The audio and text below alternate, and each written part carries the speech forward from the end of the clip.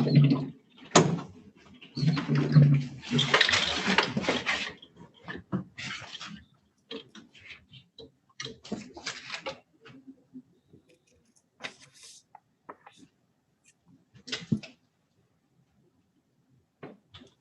right, this is case number 21-153662. This is Crown Asset Management LLC versus last name Newsom, Mubasha Newsom. The matter is before the court. Looks like it's set on for a scheduled conference. Actually, set on for a non-specific here. Yeah, status conference. Your appearance for the plaintiff in this matter, please.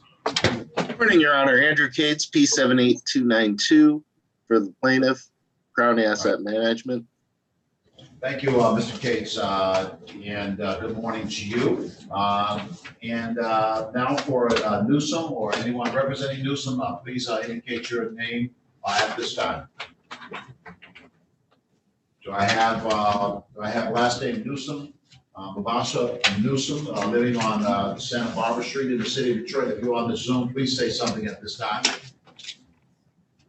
All right, counsel, I do see that that there was an answer that was filed in this matter. I also see that the notice that went out regarding this date did go out to the address of Santa Barbara Drive, and also that the notification for this hearing has the correct Zoom address as well. I'm looking at the plaintiff's, defendant's responsive pleading, that is the answer. And on the answer, she indicates the address that the notice was sent to. So that is a good address. All right. Anything at this time, sir, Mr. Cates? No, Your Honor.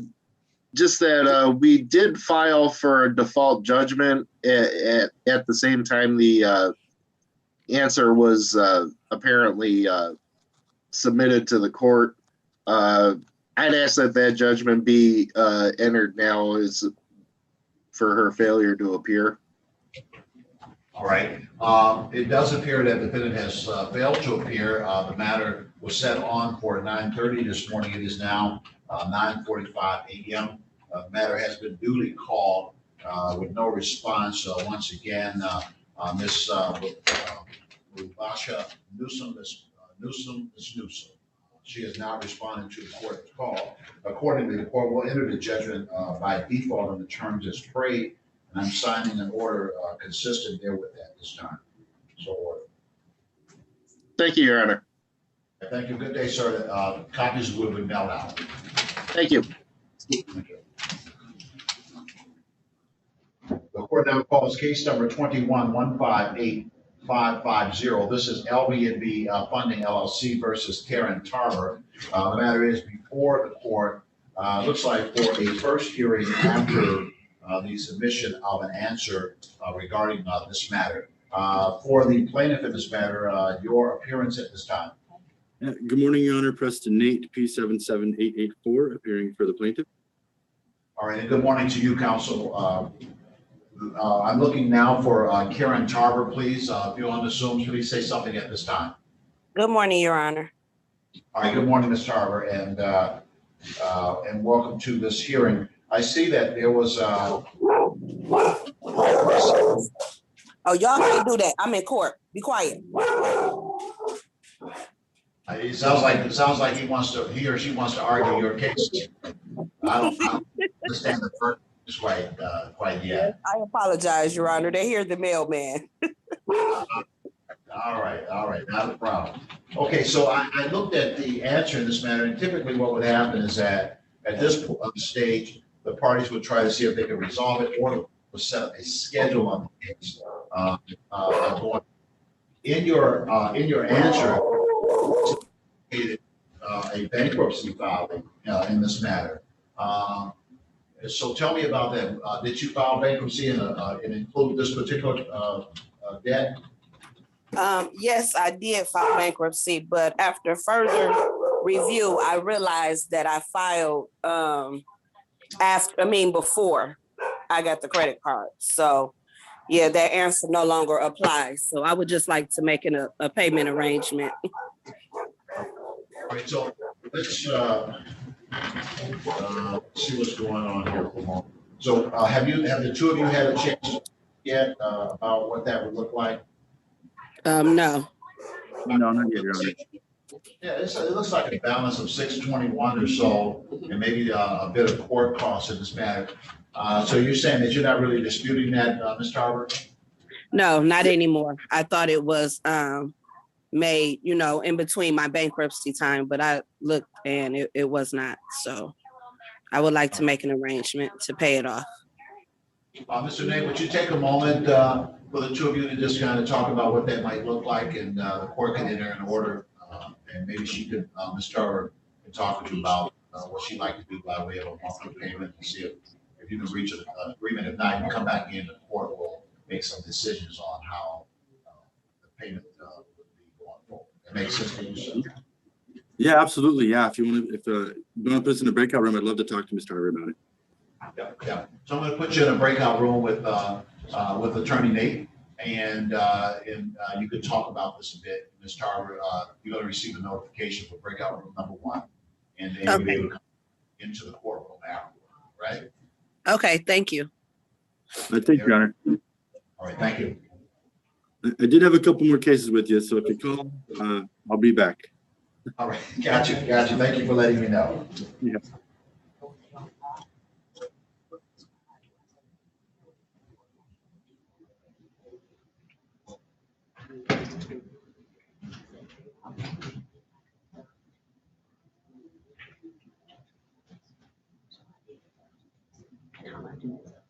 All right, if I have Robert Montgomery here, if I have Mark McNunn here, the attorney on the other side of this is in a breakout room, and so I'm going to call your case when he comes out so that we can address your matter.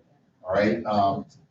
The court now calls case number 21-162-163. This is On Deck Capital versus Vixen Dance LLC and Danielle Green. The matter is before the court, set on today for looks like, I believe this is a status conference. Your appearance for the plaintiff in this matter, please. Sure. Good morning, Your Honor. Attorney Jason Brainer on behalf of the plaintiff On Deck Capital. All right, and your P number, if you will, for the record, counsel. Sure. 69653. All right, thank you, and good morning to you, sir. All right, and do I have any agent for Vixen Dance, and do I have Danielle Green on this? So say something if you're here, please. Yes, this is Danielle Green. All right, thank you, Ms. Green, and good morning to you, ma'am. Good morning. All right, I do see the matters have been joined. I see the complaint and then the responsive pleading answer to the complaint in this matter. Looks like this is the first time that this is up in court. Is that about the size of the council? Yes, that is correct, Your Honor. All right. So have the various sides in this matter had an opportunity to kind of talk about this and figure out whether or not this is something that can be resolved? Looks like the complaint that I'm seeing has something to do with an agreement that resulted in the dispersal of some $18,000 and ultimately a repayment obligation at least on the paper that says something in the nature of $23,000. So what's being disputed here? So it's just the current balance that's due and owing, Your Honor. This was a business line of credit through On Deck Capital. And I'd be happy to talk to Ms. Green in a breakout room if she's willing to do so. Yeah, that's usually something that can be meaningful, and that's why I brought it up. Ms. Green, are you willing to talk about it? Nobody can force you to do anything, but talk about it and back if you're able to reach an agreement or not, and come back and the court will weigh in on whatever the discussions are. That makes sense to you now? Yeah. So I'm going to send you to breakout room number 2, and you can come back in afterward. Hopefully you make some progress. I'm sending you a notification now. Make sure I got this right. technology is working. And there you are, ma'am. See you in a bit. Thank you.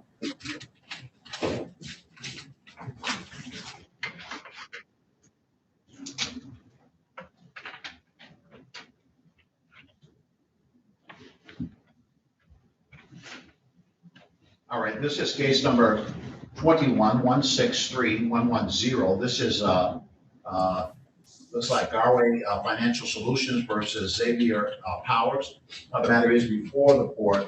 Set on for a status conference. The court did receive the filing of the complaint in this matter alleging damages in excess of $14,000. The court received the responsive pleading in this matter as well. Mr. Powers' answer in this case. Your appearance for the plaintiff at this time, please. Yes, good morning, Your Honor. May it please the court. Scott Schisler, P48832 on behalf of Gateway Financial Solutions. Thank you, Mr. Schisler, and good morning to you, sir. And do I assume Mr. Xavier Powers, please, if you are, say something at this time, sir? Yes, here. Yep, I'm here, Your Honor. All right. Thank you, Mr. Powers, and good morning to you, sir. So typically what today's hearing is about is setting a schedule on the case so that the matter might move forward in some kind of logical and reasonable way. So what is the heart of the dispute here? It looks like there is, what I can see from the filing of the complaint, it seems to allege that there was a contract in this matter, and that contract involved installment payments, and that the installment payments have not been made. This seems to arise out of the purchase of a motor vehicle. Is that about the size of it, Mr. Schisler? It is, Your Honor. That's about your understanding of what's going on here as well, Mr. Powers? Yes. So they say that you owe some money. Was this car repossessed? Is that what happened here? Yep. And Mr. Schisler, to your knowledge, was the vehicle sold off? And this is the deficiency? What's going on? Yes, Your Honor. This is a deficiency after the sale of the vehicle. The proceeds of the sale of the vehicle was $7,225, but it left a balance of $14,443. So, Mr. Powers, what's your thoughts about that, sir? I know you filed your answer. What's do you think you can help this or compromise it or figure out some kind of way through it? What do you want me to know about it?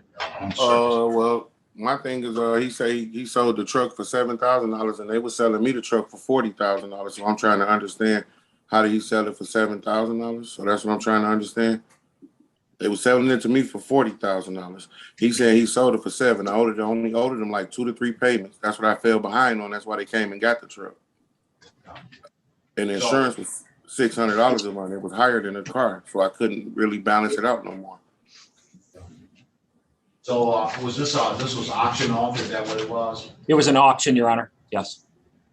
Yeah. So what happens by way of law? What happens is that if a person is in default on the purchase of a motor vehicle contract, the agency holding the paper on that can repossess the vehicle. And when they repossess the vehicle, the next step is to auction it. It's not necessarily putting it back in the stream of commerce or the marketplace, if you will. Those vehicles are auctioned, and almost always people bidding on a vehicle is going to bid as low as they can, and when you get to the highest bidder, that's who it's going to be sold to. Under the contract that you entered into, it provides for the vehicle to be repoed and sold if the payments are not kept up. And then the difference between what the vehicle is sold for at auction and the balance on the paper is what the deficiency is. And that's what you're being sued for. Obviously, I'm not drawing any conclusion on that, but I want you to understand how those things are processed. Once you purchase an item and you put it in writing, that writing takes on a life of its own. So if you take, for example, if you purchase something on paper for $40,000, paper is now worth $40,000. The vehicle automatically starts declining in value. A lot of people tell you that if you buy a $40,000 new car, drive it off the lot, it's worth substantially less than the paper as soon as you drive it off. That's because the paper paper is a whole different element. So what happened here is you owed a certain amount on the paper. They repossessed the vehicle, sold the vehicle off, and whatever they got off of the auction, they applied that to the paper. Whatever was left, that's called the deficiency balance, and that's what you're being sued for. And I understand the defense that you are raising to this. The law doesn't really recognize that as an adequate defense to the claim. You may want to, and there may be other things that you're raising. It may be worthwhile. I know when you start talking about insurance, $600, whatever. I mean, that's a part of the rub that everybody is having to deal with, particularly people living in urban communities like the city of Detroit and what have you. Rates are higher than usual, and they've never had a ticket or accident. It's that much more than what the car costs, that kind of situation. But that's about where this case is. If you want to, I'm sure that Mr. Schizler would be willing to talk in a breakout room to see if we can bridge the gap between where you think you need to be and where the amount is, to see if this can be compromised or anything. There's no stress to doing that, but if you could find a way to get some of it compromised, maybe establish a way to pay it over time, that might be a way to do it. If you go to trial, and I could set it up for trial at some point, make sure everybody's got the paperwork. If you go to trial and the court has to hear and weigh out both sides of it. If you win, then that means you walk away. If you lose, that means that you take the whole thing. You know, if you can find a way to compromise some of that, maybe that is a reasonable thing to do. So I wanted to share that bit of information before setting a calendar up on it, because I like for people to know where they are, to be as realistic as they can, you know, and it never hurts to do that. So maybe taking a moment, nobody's under stress, but maybe taking a moment to talk about, tell the other side where you are, what it will take to settle it, whether you're willing to reach any kind of compromise, is worthwhile. And if you're not, then we know what has to happen. I have to set it up and make sure it gets to a trial setting. If you can work out some kind of arrangement, then maybe if it's reasonable, the parties can come together. But you won't know that until you talk. So I'm gonna go ahead and send a notification for breakout room number 3, and you're receiving that from me right now, Mr. Powers and Mr. Schizler. You received that as well. So take a moment, and I'm here. You'll be able to come back into the breakout room. Thank you. All right. So go ahead and see if you can talk about it. Thank you. So just click in, Mr. Powers. All right, I see that you're back, Council, Mr. Nate, and welcome back as well, Ms. Carver, on the subject 8550. All right, so what were you able to come up with, if anything? Yeah, very good. We had a chance to discuss a little bit, and we did come up with a payment plan that'll work for both parties. So we're going to go ahead and send Ms. Tarver a proposed consent judgment. She'll get that signed over to me. I'll sign it, and then we'll get that into you. All right, sounds good. And one of the things that I kind of would like to see happen in this case, if it's possible, and that is if there's a way to either keep this from being a judgment against Ms. Tarver. I know she's been in bankruptcy, or of course, if it's satisfied, of course, she will receive a satisfaction judgment. So I'm sure that you can work out those details, and that's fine. I think it's fine either way. I think what we'll do then, Ms. Tarver, we'll send you what's called a conditional dismissal instead. Okay. So it's still some paperwork you have to look at, sign. We'll have those terms in there. But instead of a consent judgment, it'll just be a conditional dismissal. Okay. So, Thank you. Keep making those payments, but otherwise we'll get the case dismissed pending, your successful payments. Okay. And thank you, Judge. all right. Oh, you're welcome. You're quite welcome. Thank you all for your cooperation. I think that was a good way to go ahead and get this taken care of. Okay. Yeah, that works fine. Thank you. So I wish you well. I'll wait the conditional dismissal, and you keep up with those payments, and the case will remain dismissed. You won't have to worry about the check. Okay. Thank you. Have a good day, too. You're welcome. Thanks, Ms. Tarver. Bye.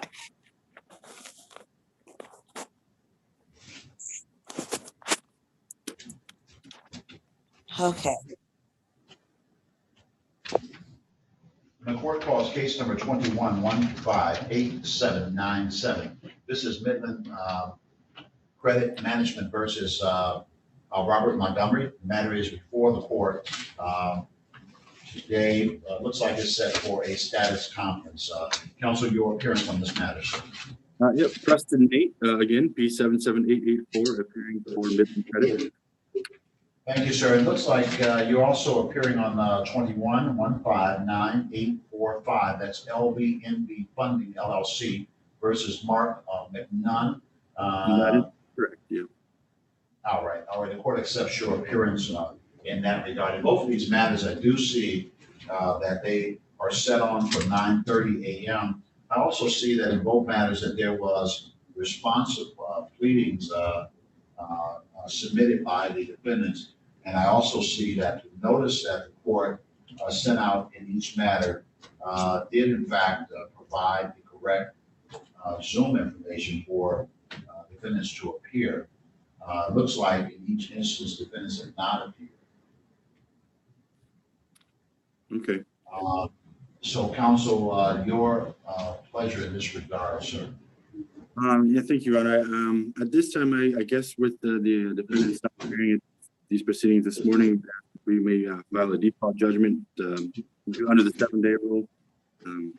Give them a chance to respond, but that's appropriate. All right, very well. In as much as the defendants have not appeared for this hearing, and due notice has been given regarding the hearing, the court will enter the judgments respectively in these matters by default. Again, defendants will give an opportunity to be here by notification from the court. And so, counsel, you may submit your order by email. And it doesn't have to be under the 7-day order, under 7-day rule under the because the court likes to give as much notification, but because of the fact that these matters that they receive a notice to appear from court. So this is not, if counsel was not here having received a notice to appear, the case would be dismissed. So they've received a notice to appear in court on this day. So you have the email address to send that to, sir? I want to give you the email address if you don't have it. You ready?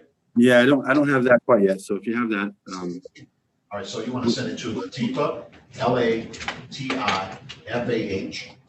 That's Latifah.Hunter at 3636PH at 36districtcourt.org. all right, very good. We'll get that over to you today. All right. Thank you, sir. Good day to you. Thank you, Your Honor. Have a good morning.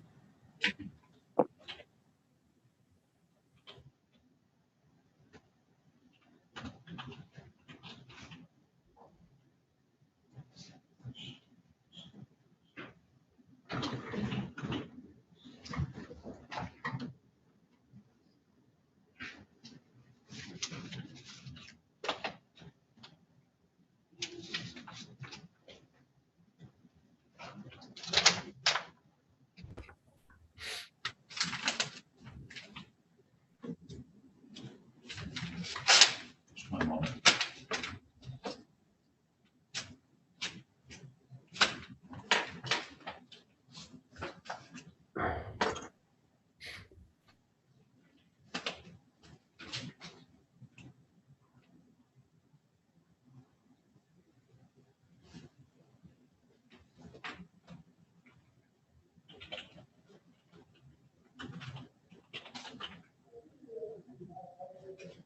All right, we're back on the record regarding 2163 as a suffix that's on that Capital versus Vixen in green.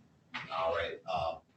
So, counsel, I know that that you had some opportunity to talk about this matter. Can you give you a bit of an update? Don't have to go into great detail. Sure. All right. Thank you, Your Honor. So we did have a chance to talk. We're making steps in a positive direction here, and hopefully we'll be able to settle this. I'm guessing probably in the next 60 days. So we agreed to seek a scheduling order, if that's okay, with 60 days discovery, and then a cutoff date for dispositive motions, and hopefully we'll have it settled within that time frame. And Ms. Green, I know that you're not a lawyer, but you understand what is being said here and the movement of this matter. Is that correct, ma'am? Yes, that's correct. I do understand. All right, very well. So what I will do is I will open discovery for 60 days, and that allows the parties to exchange information between themselves and the requirement to respond to any documents such as interrogatories, requests to admit, and other forms of items requesting information has to be done within the time permitted by the document that is submitted and within the next 60 days. I'm going to set this over actually just a little bit beyond the 60-day period, and the discovery will remain open all the way up to the day of what I'm going to treat as a final pretrial conference. On that date of the final pretrial conference, I am going to allow for motions to be heard. And they may be dispositive, meaning that they could be motions designed to end the case, or they could be motions dealing with particular issues in the case. I'm going to allow any motion that is filed to be heard on that date, so long as that motion is filed early enough to give the other side at least 7 days to respond. So if you file something and you want the court to hear it on the date I'm going to give you, just make sure that you've given 7 days notice for the other side to have a chance to respond to it. And if the other side has 7 days opportunity to respond to your motion, I will hear it on the date that I'm going to give you. And I know that under certain court rules, there's more time that's usually allowed to respond to motions and what have you. But the court is, by its order, shortening those times and giving you an opportunity to file your motion, to set it for hearing on the date that I'm going to give you. And as long as you give the other side at least 7 days prior to the hearing to respond, I will hear the motion on that date. All right. So we're going to be looking at, for this matter, we're going to be looking to the last week in the month of January, That's going to put us actually at the 27th. That's going to be one. You're full on that. Number one. You got a lot of cases. Want to do the third? I got to do the third. Quick change. 2/3/22. And that's going to be at 9:30 a.m. 2/3/22 at 9:30 a.m. That's your next hearing date. Obviously, if you get it resolved before then, I'll get paperwork. But I'm going to set that up. And again, that time is stretched out a bit because of the possibility if you want to file a motion, give the other side 7 days to respond to that. I'll hear the motion. You will get an order from me, and that order that you get from me will have the language that we talked about today. It will show that discovery is open until that time. It will also indicate in the order that you're going to get the date and time of the hearing, and it will have that language under paragraph number 6. It will have that language about valid motions, right? So you'll get that, both sides will get that email. Right? Anything else at this time? And just for clarification, Your Honor, I'm sorry, that'll be via Zoom, correct? Yes, sir. All right. That will be in the notice as well. That the hearing will be via Zoom, and the correct Zoom information will be in the documents. Okay, All right. Great. Thank you, Your Honor. And thank Thank you. All right. Thanks a lot. Take care. Take care now.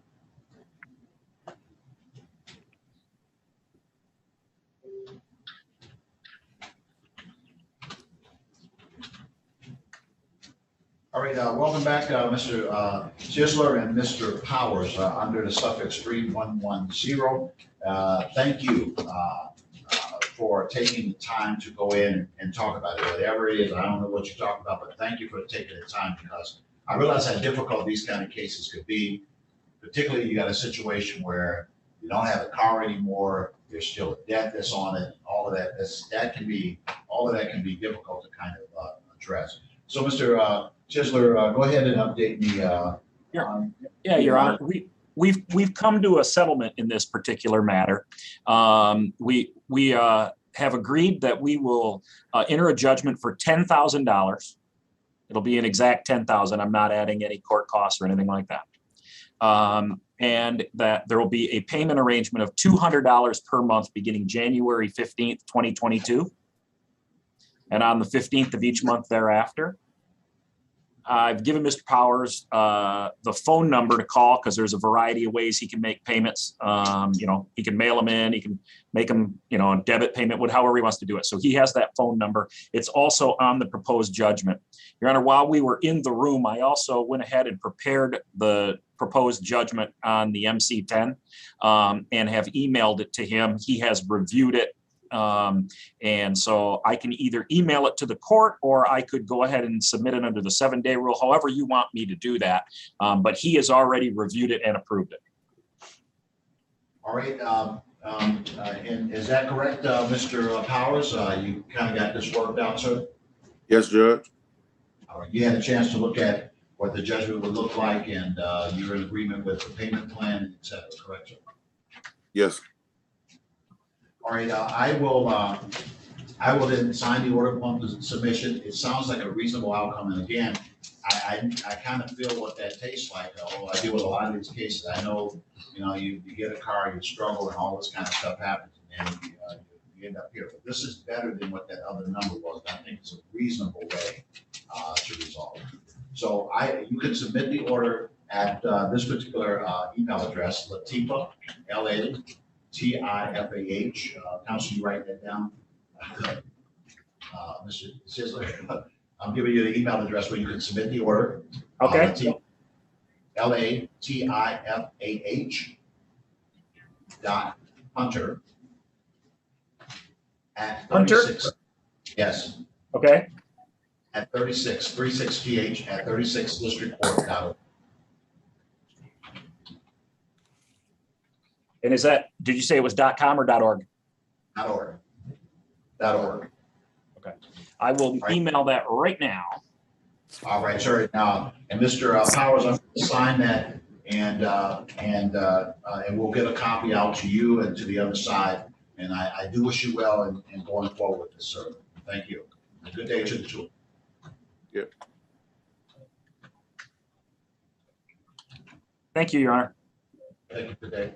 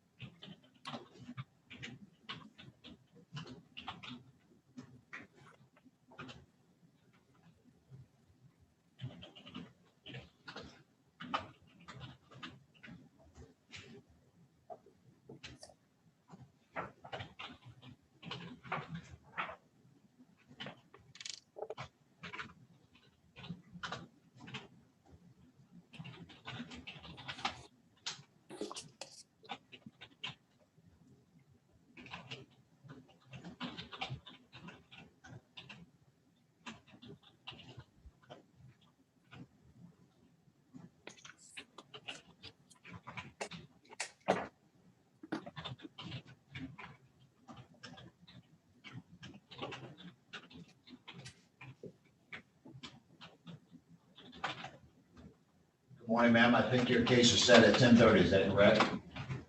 Yes, sir. Good morning. Morning. All right, I'll be calling that matter shortly. Okay.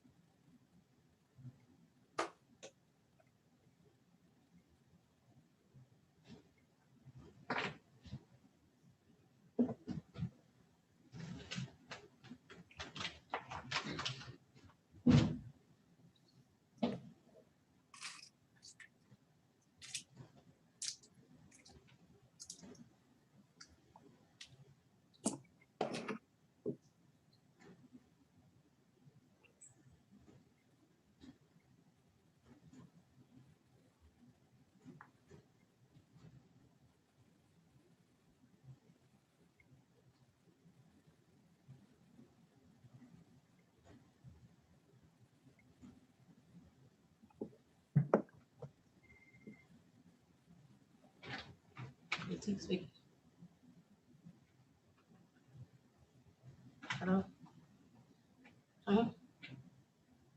Right.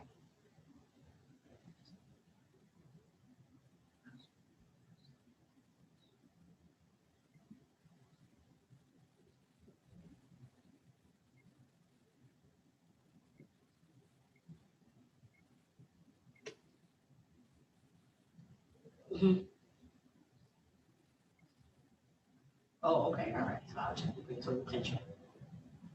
Okay, all right.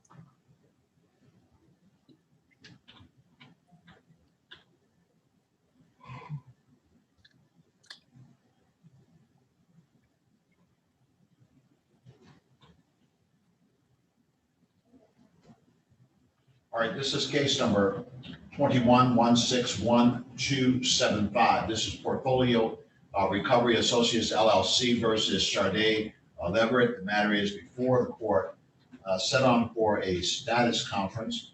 The court has also received plaintiff's motion for summary disposition in this matter. The court received the complaint and also received a written document relative to the complaint. That typed document was sent to the court from Ms. Leverett. All right. First of all, do I have an appearance for Portfolio Recovery Associates LLC? If someone is here for Portfolio, please indicate at this time. All in for anyone representing Portfolio Recovery Associates at this time. All right, your name for the record, ma'am. My name is Charday Leverett. All right, thank you, Ms. Leverett. Today is the date time set for a scheduling conference and a motion hearing regarding this case. And I don't see the other side present, but I do see where they filed their motion, and they're asking the court to grant them judgment where there was not a written response to the notification of an account stated. I also see where you indicated, although you didn't do it on the proper process, you were supposed to respond to the complaint. But you did send a document saying that you never were served in this case. Is that correct, ma'am? Yes, sir. And I spoke to someone, a clerk, actually a supervisor down there as well. They're sending it to an address that I stayed at when I was like a teenager. It's a rental property that my father has. So when he goes pick up the rent, any misdirected mail, they might give it to him. So that's how I actually got the documentation. And I came down on September the 1st and filed a response. But no, I don't live there. I get the mail, whenever he calls and says that they gave him something. So I tried to, speak to them about updating my address, but they're saying that I have to come down to court, and I work from 8 to 6, Monday through Friday. So. Yeah, if there's ever a point that you have to come down to the court, you would have to find time to do that, because otherwise you would get a default judgment entered against you. So the court takes precedence. No, don't cut me off. The court takes precedence over stuff. So what I'm going to do is, I don't see the other side here, and this is the time that it should be here. There are a couple of issues that are raised. One is that they claim that they're entitled to a judgment, and you claim that you have not been served. So I'm going to set it up for an evidentiary hearing on the service issue, and they're going to have to show cause regarding the service. That is, they're bring in the process server, and that person, because the document that I received in the court's file from a process server says that they signed an affidavit saying that they served you at, just one moment. Sorry.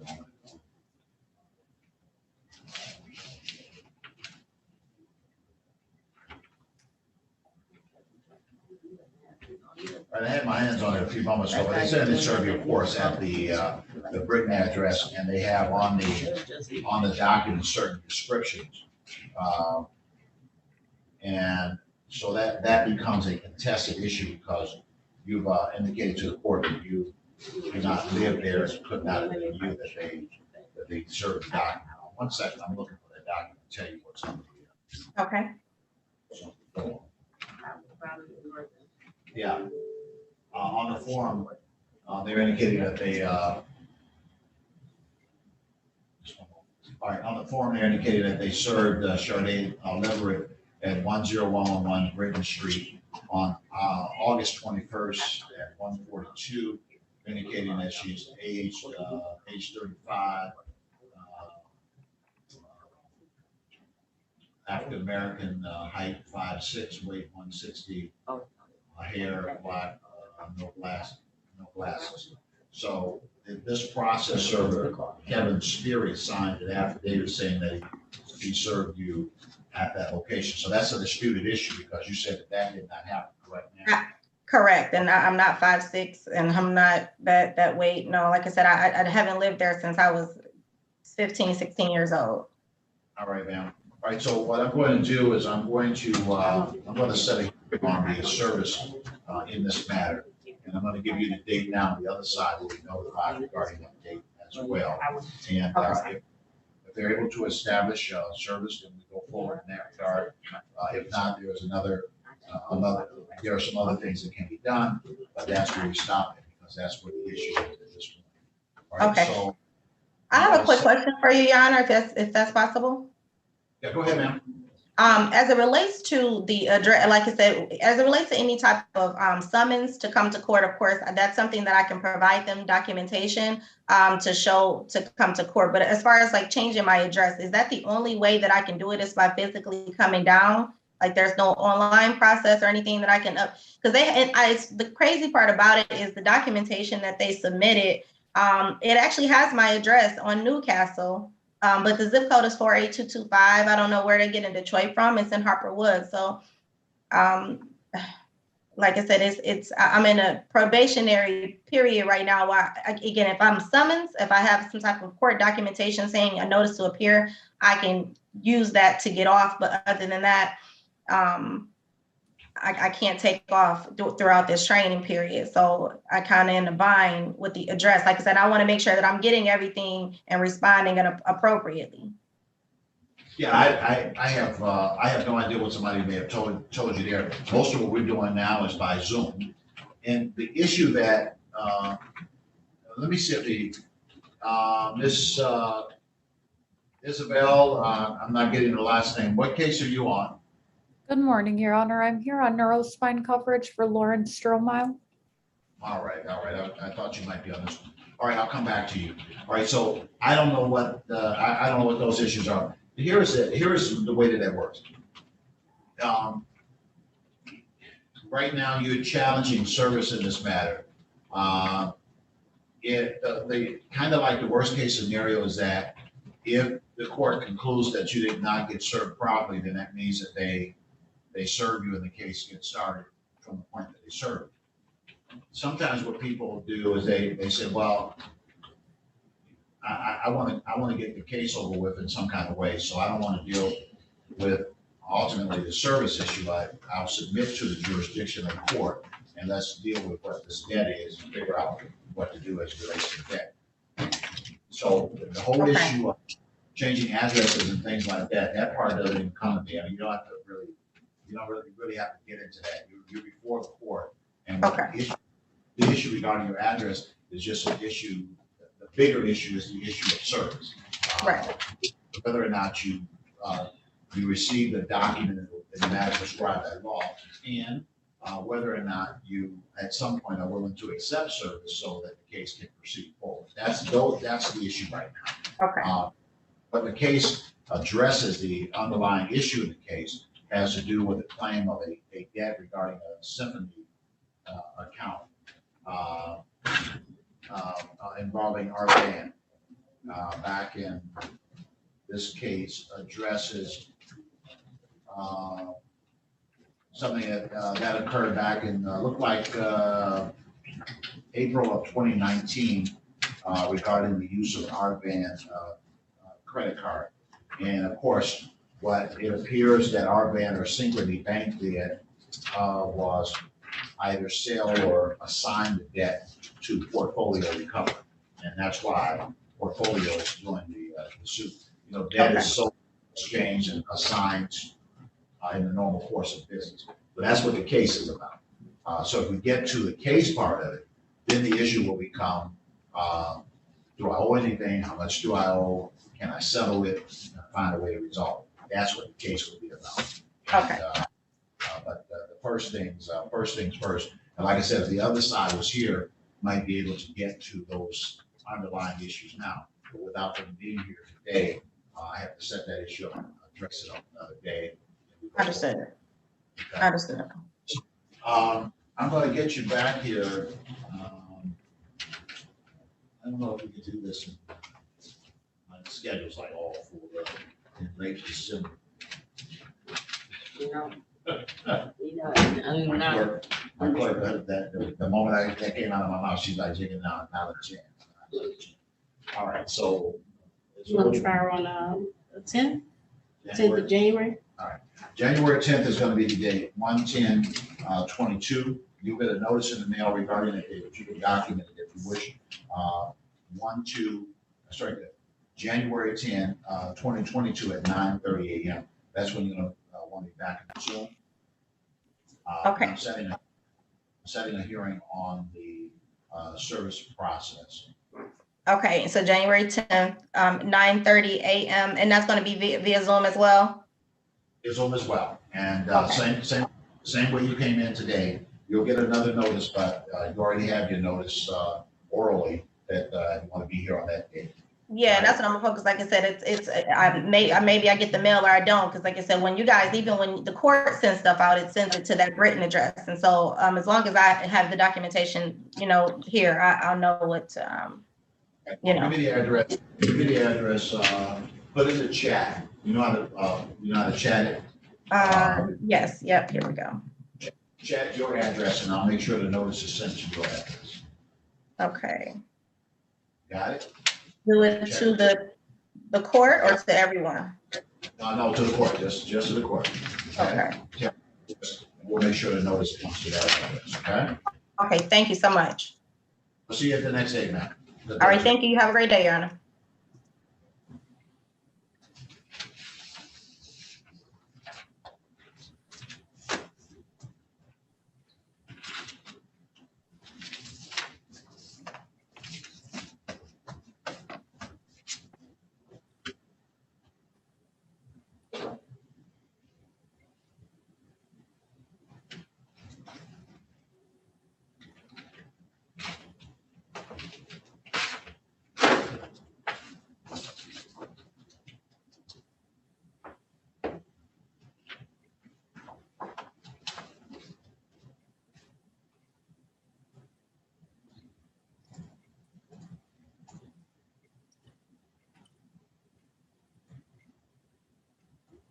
Just one moment.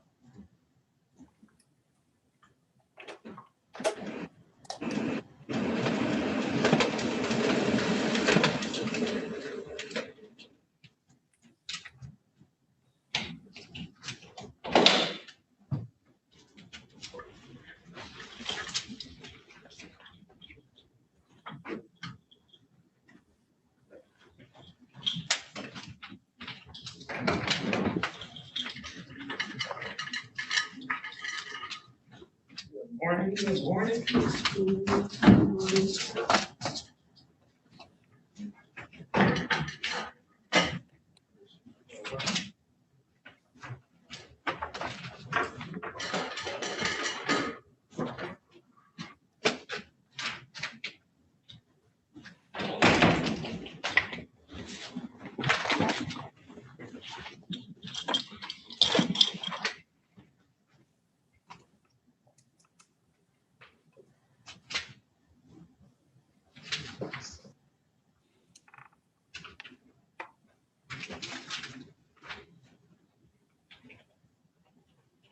All right, this is case number 21-145-709.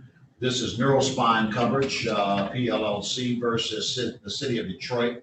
The matter is before the court, set on for a status conference. Your appearance for City of, strike that for Neurospine, please. Good morning, Your Honor. Isabel Gavrilaski, P84492 on behalf of plaintiff. Thank you, Councilman. Good morning to you. For the City of Detroit, if you will. Good morning, Your Honor. Joel Ashton, hearing for City of Detroit, P number 47039. All right, thank you, Mr. Ashton. Good morning to you as well, sir. All Thank right, so it looks like I've got the city's answer in here, and also a demand for compulsory joinder, notice of special defenses and what have you. And it looks like this may very well be the first hearing regarding this matter. That's correct, Your Honor. This is a PIP provider case.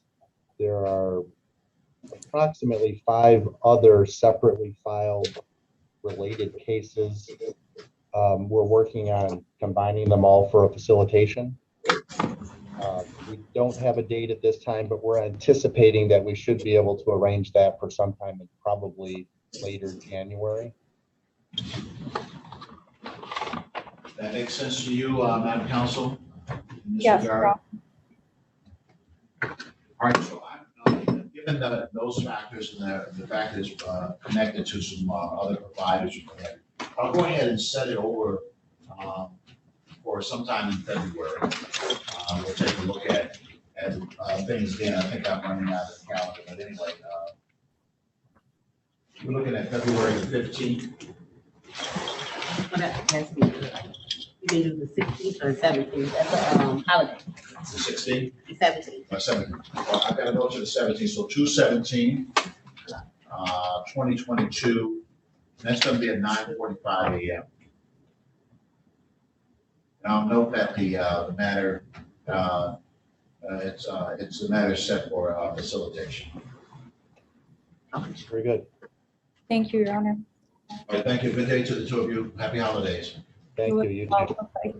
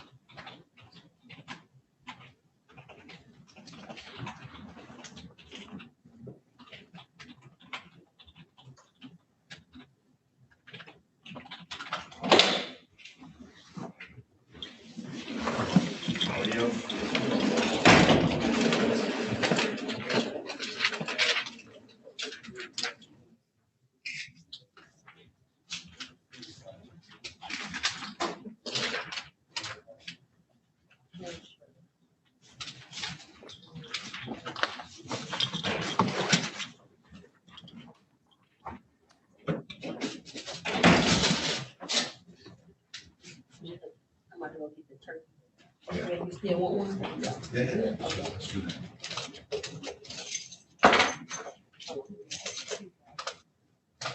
What's the number? It's only 57. 57. 57.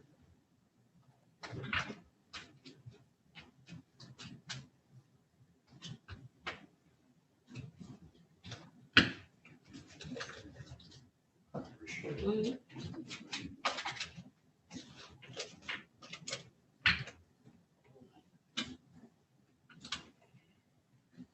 Straight away. Yeah, I'm good. Cash on. Yeah, got me, yeah. Exactly. Yeah, I say I'm good. Yeah.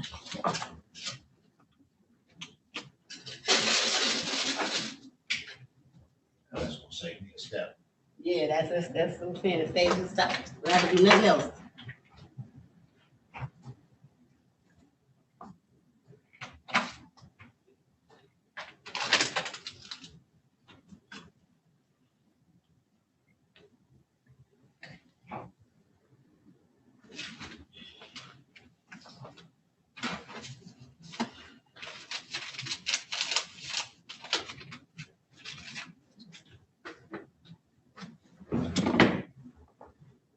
You bringing yours in or you want? Yeah, I'm gonna bring them in. Yeah, I'll bring it in for you.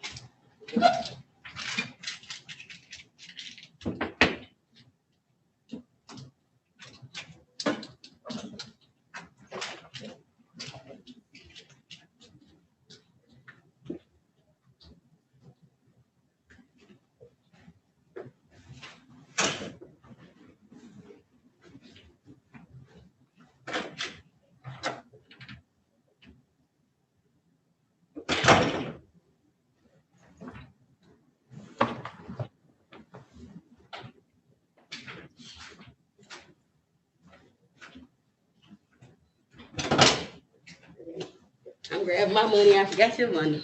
Okay.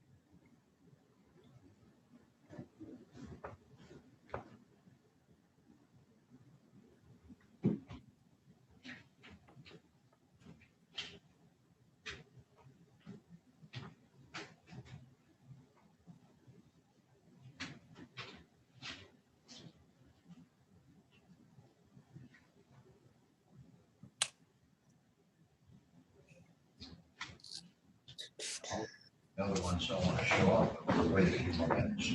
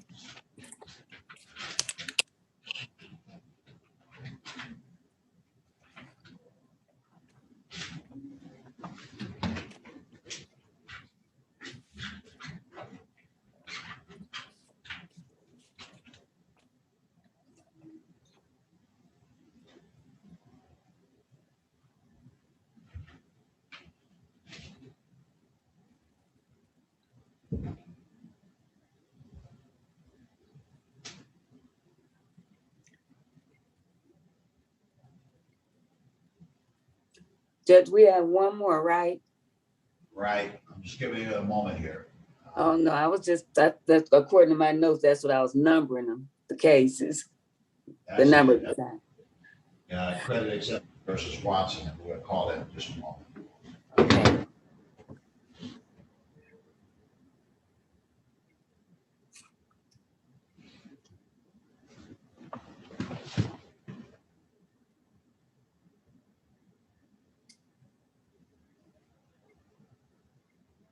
Is Sharena working in the building? Yes, Oh, Yes. okay. yes, Can you tell her I said hi? I sure will. Thank you.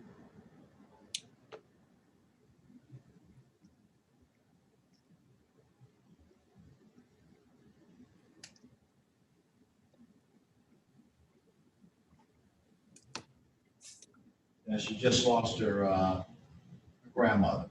Oh, no. Funny, I Yeah. should ask, huh? I didn't hear you. What did you say there? I said, stranger, I should ask her, ask about her. Oh, she's in my prayers. Your family is in my prayers. Thank you. I appreciate it. She live here in the city? Yeah, she was 89. Oh, bless her heart. Yeah. And how old is Ethan? Ethan is 10. He'll 10? be, yeah, he's 10. He'll be 11 in February. Oh, because I lost track. I used to see him. You know, she used to bring him up to see me when he was a little baby, and I haven't seen him since. Yeah, they just grow so fast. The baby just turned 8. Oh, no. See, I don't know the baby. I only remember Ethan. Right. Oh, so they're okay. See how the time really flies. Oh, yeah. That's indeed.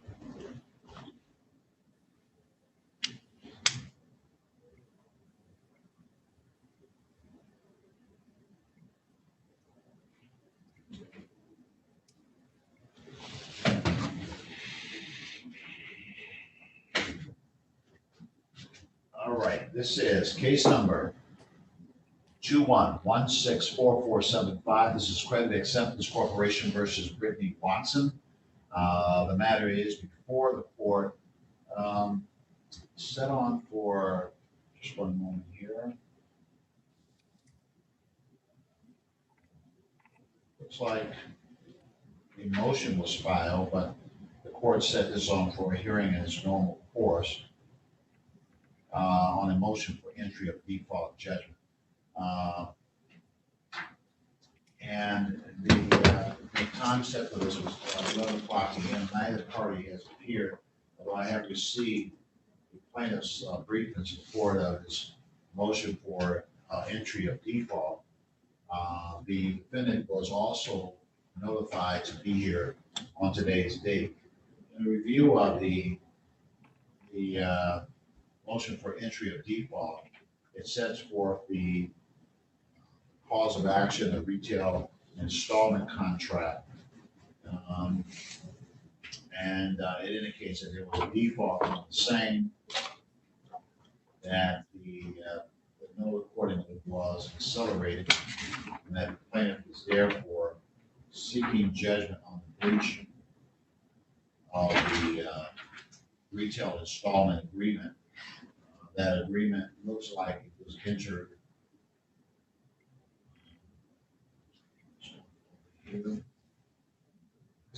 on the 30th day of August of 2018. It involved the purchase, the sale and purchase of an automobile. With that, plaintiff indicates that there is a balance that exists on that account, and that they're seeking judgment in the amount of the balance.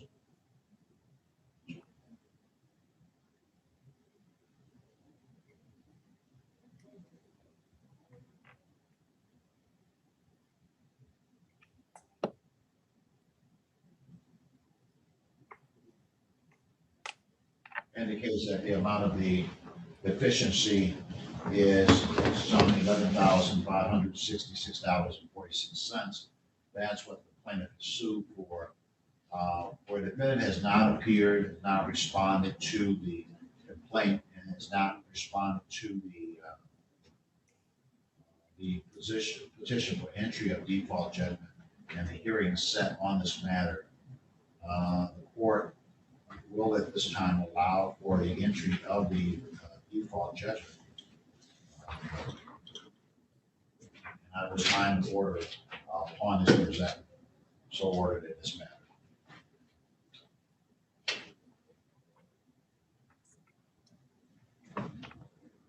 I believe that I did call that as Credit Acceptance Corp versus Brittany Watson. That was 2116447. All right, so ordered.